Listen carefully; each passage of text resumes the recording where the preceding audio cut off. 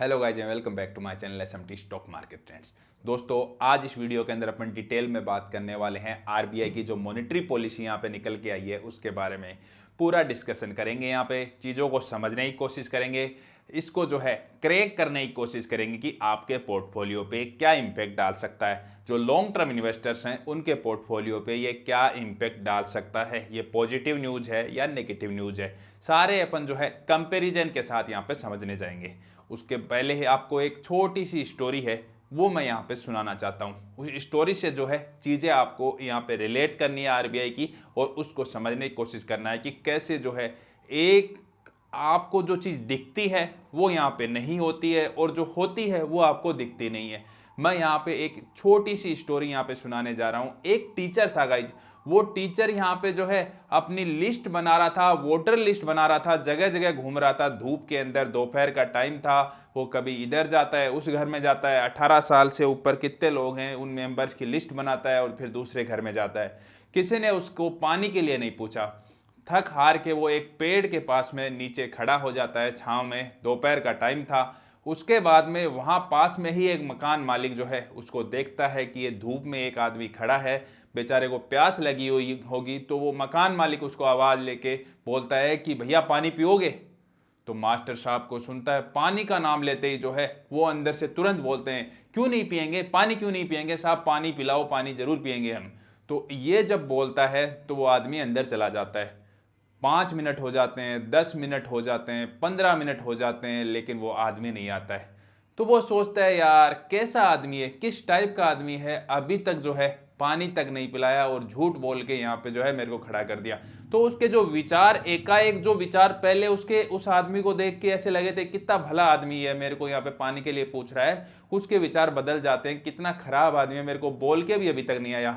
इतने में वो जो आदमी है वो बाहर आता है 15 मिनट बाद में, और एक हाथ में जग और एक बड़ा सा गिलास लेके, और उस जग से बोलता है कि भैया यहाँ पे जो है मैं शिकंजी बनाने लग गया था, इस शिकंजी है, ये पियो आप, ताकि मेरे को लगा कि आप कब से धूप में काम कर रहे हो, तो शिकंजी पियोगे तो एक एनर्जी भी आ जाएगी पानी के साथ साथ। तो ये सोच के उसके फिर से विचार जो है वो यहाँ पे बदल गए कि यार कितना भला आदमी है, यहाँ पे कितना शानदार आदमी है जो है पानी का बोल के यहाँ पे शिकंजी ले आया। दोपहर का टाइम था, ये सोच के उसके विचार जो है इस टाइप से बदल गए। यही जो है यहाँ पे होता है, आपको जो चीज दिखती है गाइज, जो ये छोटी सी स्टोरी से मैंने आपको समझाने की कोशिश की, जो चीज दिखती है वो यहाँ पे होती नहीं है, जो होती है वो दिखती नहीं है। तो आज स्टॉक मार्केट में सबको ये लग रहा था कि जो 0.35 बेसिस से यहाँ पे जो है ये इंटरेस्ट रेट बढ़ाई है, ये जो रेपो रेट है ये बढ़ाई है, इससे सारी बैंक्स हैं वो भागना शुरू कर देंगी, बैंक्स यहाँ पे रुकने का नाम नहीं लेंगी। लेकिन मैं आपको बता दूं कि जो दिख रहा है अपन को, जो अपन को दिख रहा है वो यहाँ पे थोड़ा सा ट्रिकी है। मैं ये नहीं बोल रहा हूं यहाँ पे ये बैंक्स है इनको बेनिफिट इससे नहीं होगा, लेकिन आप पिछले एक मंथ के यहाँ पे बैंक्स के चार्ट देखो, पीएसयू बैंक्स के चार्ट देखो, यहाँ पे इन बैंक्स के चार्ट देख के बाद में आप जो है इनको एनालिसिस करो कि ये बैंक है, ये तो पहले ही भाग चुकी हैं, ये तो पहले ही उस लेवल पे आ चुकी है, अब इनको यहां पे रोक के कैसे रखें, इस लेवल पे रोक के कैसे रखें, वो है क्वेश्चन। तो उसके लिए ये 0.35 बेसिस पॉइंट है, वरना ये बैंक यहां पे सस्टेन नहीं कर पाती। मैं आपको बोल रहा हूं कि रियल में ये बैंक यहां पे सस्टेन बहुत ज्यादा लंबे टाइम तक नहीं कर पाती। ये जो 0.35 बेसिस पॉइंट का ये बोनस मिला है, ये गिफ्ट मिला है, इसने इन बैंकों को एक जीवन दान दिया है। इस प्राइस पे, जिस हाई वैल्यूएशन पे ये पहुंच चुकी है, इतनी बड़ी मार्केट कैप वाली ये बैंकें हैं, इन्होंने पिछले एक महीने के अंदर 50-50, 60-60% के यहाँ पे मूव दिए हैं, जो कि एक इम्पॉसिबल थे एक रेपो रेट के बढ़ने से। लेकिन इन्होंने आगे का प्रिडिक्शन लेके इतना हाई चले गए कि अब ये जरूरी था। लेकिन इसके कुछ कॉम्प्लिकेशंस हैं, वो यहाँ पे मार्केट के अंदर आपको दिख सकते हैं। तो आप अगर लॉन्ग टर्म इन्वेस्टर्स हो तो अपने पोर्टफोलियो को एक बार फिर से चेक कर लीजिए, स्टॉक्स को लिख लीजिए, और उससे जो है एक बार पूरा का पूरा आप जो है चार्टिंग देख के उनके अंदर कितना डेब्ट है कंपनी पे, क्या बिजनेस करती है, हर एक कंपनी को एनालाइज कर लीजिए, क्योंकि ये बहुत ही जरूरी होने वाला है आने वाले 3 से 4 मंथ के अंदर। अब कंपनीज के अंदर क्या चीजें होंगी मैं आपको बताता हूं। अब कंपनी जिनके अंदर जो स्मॉल कैप वाली कंपनीज हैं, जिनके अंदर हाई डेब्ट है, वो कहां जाएंगी बेचारी, वो कहां जाएंगी। उनको तो अब जो ईएमआई भरनी है वो भी यहां पे इंटरेस्ट बढ़ चुका है, उनको तो यहां पे मार्केट से लिक्विडिटी भी आरबीआई यहां पे खींच रही है, लगातार लोगों से लिक्विडिटी खींच रही है, उनकी होम लोन की जो किस्त है वो यहां पे बढ़ चुकी है। तो वो कंपनी बिजनेस कहां करेगी। जो मिडिल क्लास है, जिनके अंदर ये सर्वाइव कर रही थी स्मॉल कैप की कंपनियां, ये कहां जाएगी। सबसे बड़ा क्वेश्चन तो ये है। तो यहां पे पोर्टफोलियो को आपको चेक करना है, थोड़ा सा जो है चीजों को देखनी है कि कितना जो कंपनी है उस पर डेब्ट है, क्या ये सर्वाइवल का कोई क्वेश्चन तो यहां पे नहीं है। दूसरी चीज यहां पे, पहली चीज ये हो गई, दूसरी चीज यहां पे आपको ये चीज देखनी है कि आने वाले टाइम में इन कंपनीज के राइट इश्यू आपको मार्केट के अंदर आते हुए दिखेंगे, ये कंफर्म है, क्योंकि इन कंपनीज के ऊपर सर्वाइवल का यहां पे क्वेश्चन मार्क लग चुका है। इसलिए ये कंपनी बेचारी जाए कहां, इनको मार्केट से पैसा तो उठाना ही पड़ेगा। आज ये कंपनियों की, आप कुछ कंपनियों की ऐसी हालत है, मिड कैप स्मॉल कैप की कंपनियों की, जिनके शेयर यहां पे जो है, कुछ बड़ी कंपनियों के शेयर तो 52 वीक हाई पे ट्रेड हो रहे हैं और उनके बेचारियों के 52 वीक लो पे ट्रेड कर रहे हैं। और वही हालत है यहां पे फार्मा की, फार्मा सेक्टर को पूरे को देख लो, उसकी भी सेम हालत यहां पे खस्ता हालत आज हुई पड़ी है। तो इन कंपनियों के लिए यही अब एक मौका है कि जिस प्राइस पे है उससे भी कम प्राइस पे यहां पे राइट इशू लाएं, जितनी गिर चुकी है उससे भी कम पे, और कुछ पैसा उठा के इन बैंकों को सौंपें, इन बैंकों को दें, ताकि जो इनका इंटरेस्ट है वो यहां पे कम लगे और ये थोड़ी सर्वाइव कर सके। ये मेन चीज है जो आपको देखनी होगी।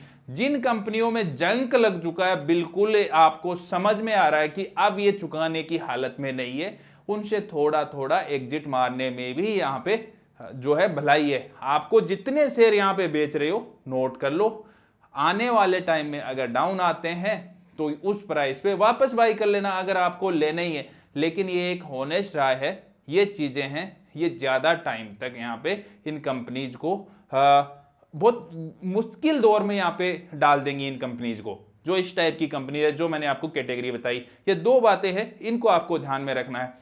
उसके बाद में एक मैंने स्टॉक की जो बात की थी वो है शुगर स्टॉक, वो बता देते हैं, फिर मॉनेटरी पॉलिसी पे आगे चलते हैं। कुछ 2-3 पॉइंट है उनको और डिस्कस करेंगे।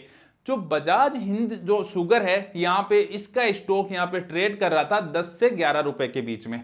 उसके बाद में इस स्टॉक के अंदर एक मेजर न्यूज आती है। इसके जो स्टॉक के अंदर न्यूज ये आती है कि बीएसई फीलिंग के अंदर ये बोलते हैं कंपनी कि हमने जो पूरा का पूरा डेब्ट है वो यहां पे क्लियर आउट कर दिया है, पूरा का पूरा डेब्ट हमने चुका दिया है। ये कंपनी मैं बता दूंगा यहां पे 22 से 23 रुपए का जो हाई है ये बना चुकी है। उसके बाद में इस कंपनी ने इतना बड़ा करेक्शन यहां पे दिया है, 10 से 11 रुपए पे ट्रेड कर रही थी, क्योंकि इस कंपनी के अंदर सबसे बड़ी न्यूज यही थी कि जो बैंकें थी, जो लेंडर्स थे, उन्होंने इसको चेतावनी दे दी थी कि हम इसको एनपीए में डालेंगे और इसकी रिकवरी करवाएंगे, इसको बैंकरप्ट करवाएंगे। उसके बाद में कंपनी की अभी सडनली ये न्यूज आती है कि हमने पूरा लोन ही चुका दिया है। तो ये एक बिल्कुल रिवर्स, जो मैंने कहानी सुनाई उसी तरीके से एक बिल्कुल रिवर्स एंगल यहां पे सामने आया। उसके बाद में मैं बता दूं कि इसकी रियल स्टोरी भी देखो, कंपनी के लिए एक बहुत शानदार चीज हो गई कि अब इस हाई रेट्स पे जो है इसको इंटरेस्ट फ्री हो जाएगी, डेब्ट फ्री कंपनी हो चुकी है। लेकिन शुगर सेक्टर में जो बुलिश हैं, मैं आपको बता देता हूं गाइज, जो शुगर सेक्टर में बुलिश हैं, मैं खुद यहां पे शुगर सेक्टर में यहां पे लगातार पिछले 2 साल 1.5 साल से बोल रहा हूं कि शुगर सेक्टर यहां पे बुलिश रहने वाला और रहा भी है। लेकिन आज के टाइम पे इनके अंदर मार्जिन में बहुत बड़ी कमी आई है। आज शुगर सेक्टर के अंदर जो सबसे बड़ा क्राइसिस है वो ऑयल वॉर, और दुनिया के अंदर आप देखो क्रूड ऑयल है, उसकी प्राइसेस यहां पे डाउन होती जा रही है।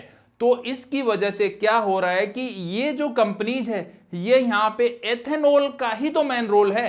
एथेनॉल की वजह से ही तो इनके अंदर इतनी बुलिशनेस अपन ने देखी है कि यहां पे जो है ब्लेंडेड डीजल है वो बनाने की बात यहां पे चल रही है कंपनियों के। लेकिन इससे जो मार्जिन्स हैं, कंपनियों को जो मार्केट रेट पे यहां पे ये बना पा रही है, उसके अंदर इनको बेनिफिट है वो बहुत कम हो पा रहा है। जितने में उसका खर्चा हो जाता है कंपनी को, उतना बेनिफिट यहां पे हो नहीं पा रहा है। पिछले क्वार्टर के रिजल्ट सारी शुगर कंपनीज के आप देख सकते हो। तो ये जो चीज है ये थोड़ी सी ध्यान में रखनी है। एक तो डेब्ट फ्री हो गई है। हिंद शुगर मैंने आपको बताया, तो स्टॉक है वो लेने लायक है, अच्छा स्टॉक है, लेकिन उसके बाद में आपको दूसरा पहलू भी बता दिया कि इनके मार्जिन है वो घट गए हैं। तो इसलिए आप सडन मूव की यहां पे एक्सपेक्टेशन मत करना कि सडनली जो है ये स्टॉक बहुत ज्यादा हाई पे यहां पे चले जाएंगे। ये तो हो गई यहां पे। और उसके बाद में अब चलते हैं अपन आरबीआई की मॉनेटरी पॉलिसी का थर्ड चीज यहां पे समझने की कोशिश करते हैं। अब थर्ड पॉइंट की अगर बात करें तो जो शशिकांत दास जी हैं उन्होंने एक बड़ी अजीब बात बोल दी। पहली चीज तो इन्होंने ये बोली कि हम जो है इंटरेस्ट रेट बढ़ा रहे हैं। दूसरी चीज यहां पे ये बोल दी कि हम मार्केट के अंदर अगर लिक्विडिटी की जरूरत पड़ेगी तो हम लिक्विडिटी भी डालेंगे।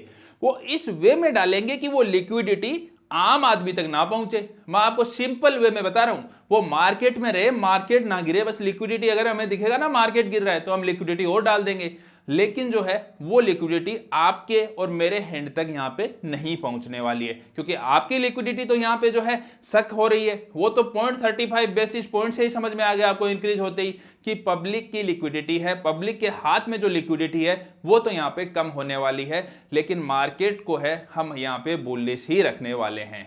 तो ये जो है ये थर्ड पॉइंट है आरबीआई की पॉलिसी से यहां पे निकल के आया है कि हम लिक्विडिटी मार्केट के अंदर जरूरत पड़ी तो यहां पे और डाल देंगे।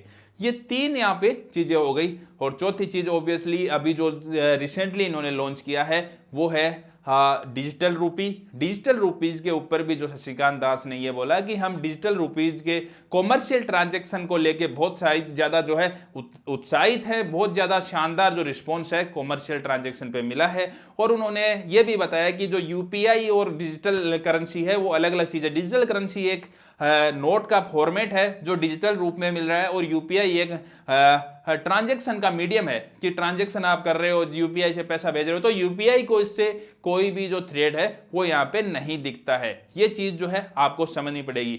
जो लोग ये बोल रहे हैं कि डिजिटल करेंसी आ गई तो यूपीआई है उन कंपनीज यहाँ पे बंद हो जाएगी, उनके लिए बड़ा थ्रेड है, लेकिन यहाँ पे समझना पड़ेगा कि यूपीआई जो है मोड ऑफ जो पेमेंट है, और जो डिजिटल करेंसी है वो एक मुद्रा है, वो एक नोट है।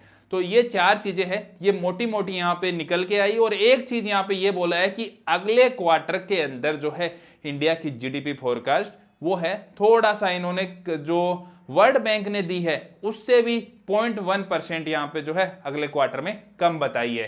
तो ये सारी जो है आरबीआई ने यहाँ पे चीजें निकल के आई। इससे भी थोड़ा सा सेंटीमेंट जो मार्केट का है वो हर्ट हुआ, जिससे मार्केट में अपन को जो है थोड़ी सी मंदी अपन को देखने को मिली। तो ये मोटी मोटी चीजें थी मॉनेटरी पॉलिसी से, आपको समझ में आई होगी कि किसको जो है इसमें बेनिफिट हो सकता है, लेकिन कितना बेनिफिट हो सकता है वो भी आप सोच के चलें। ऐसे अंधे तीर चलाने से फायदा यहाँ पे मार्केट के अंदर नहीं होने वाला है। आपको सोच समझ के ही यहाँ पे जो है अपना पैसा इन्वेस्ट करना है, सोच समझ के ही इस ऑल टाइम हाई के अंदर आपको जो है कहीं एंट्री लेनी है तो लेनी है। थैंक यू दोस्तों।